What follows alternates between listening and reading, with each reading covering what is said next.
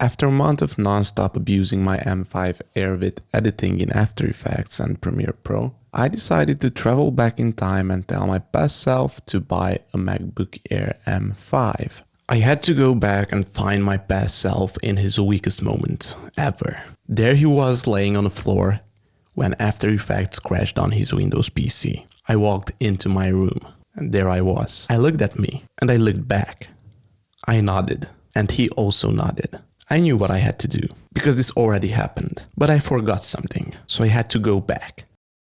Do not get back with your ex. I already shared my personal opinion about this machine in a previous video, but I never went deep into the numbers and benchmarks, not because I do not trust them, but because things are never that black and white. If you ask any AI chatbot whether this laptop can handle video editing software, it will tell you to avoid the base model and spend more, which is a fair advice, but sometimes you just do not have the budget for it. And you still need to get work done. That was me. I am happy I could afford the base model. A short notice, I was a Windows user my whole life. So this MacBook was really something new for me. I still have my PC there, and I still use it. I basically use this laptop as a plan B. So for context, I'm gonna go fast through this because I already said it. I'm basically a sales clerk at a fishing shop, but I also edit their social media content while I'm there. And then I handle my other freelance clients on the side. I can do it at home, in my office, or even in the car while it's charging. And you know, everything just moves faster.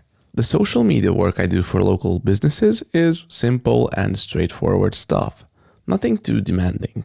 But my personal projects can have some visual effects. That kind of stuff that pushes even my main PC to its limits. The teleportation effect you saw at the beginning of this video was edited on my M5. I filmed the scene twice, once without me in the frame and once with me in it. Then carefully cut myself out of the footage and layered in some CC flow motion effect. To keep things smooth, I had to lower the preview quality, which is basically like watching a rougher version of your edit while you work so the laptop does not have to process every little detail in real time. I could have used Proxies, but the file sizes would have been too large for this machine. And honestly, it's a fair trade, because I edited this in my car while it was charging. After 27 years of being a desktop user, the portability still blows my mind.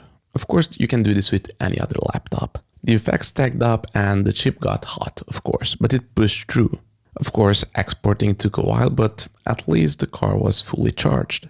So I have a special project, and this is my weirdest one yet. It takes place in my turquoise kitchen. It's a surreal psychological horror loop about a person trapped in a glitching kitchen who slowly realizes they're just a character being written by someone else. This is a pure passion project. I do it because I enjoy it. It won't be heavy on visual effects, but the color grading is going to be everything on this one. And this is going to shape the mood and the look of my footage. Adjusting colors, contrast, skin tones, shadows, and doing it on this MacBook is both exciting and a little bit frustrating. Exciting because the screen is genuinely great for this kind of end devices. And it's frustrating because the screen is small, and for detailed color work, you really want to see things big. I thought about connecting my PC to use the MacBook as a preview monitor, but it turned out to be more complicated and expensive than expected. There are solutions, an external capture device, a second small monitor, but none of them fit the budget right now. So for now, I'm just using full screen preview mode and making it work. Let's see what the temperatures look like when this thing exports all of that. So as you can see, it's around 70 degrees Celsius, which is still great looking at the fact that this was recorded in 4K, color graded in 4K, and exported in 4K.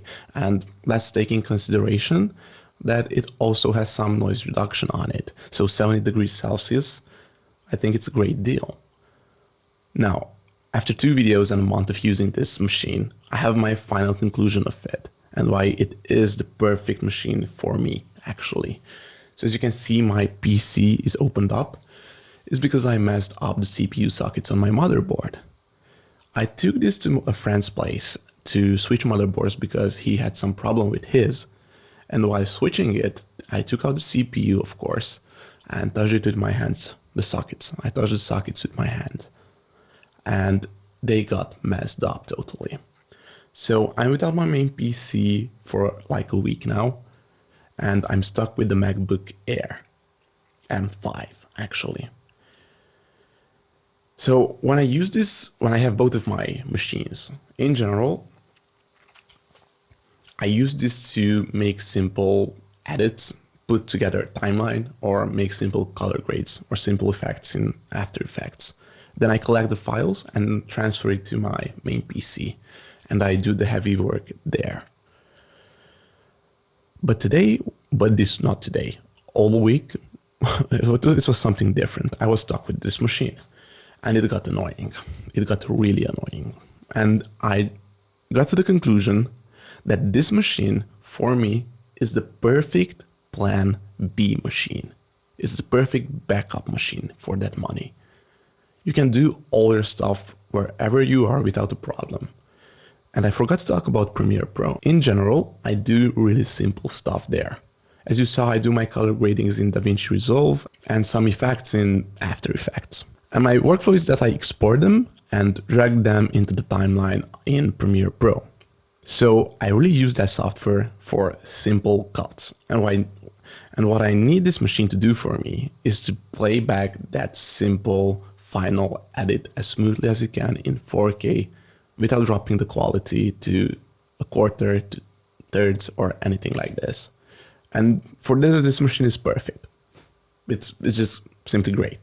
So yeah, conclusion, perfect Plan B machine because Plan A never works out for me in the last months, seems like. So yeah.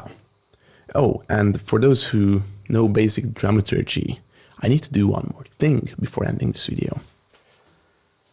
Yeah.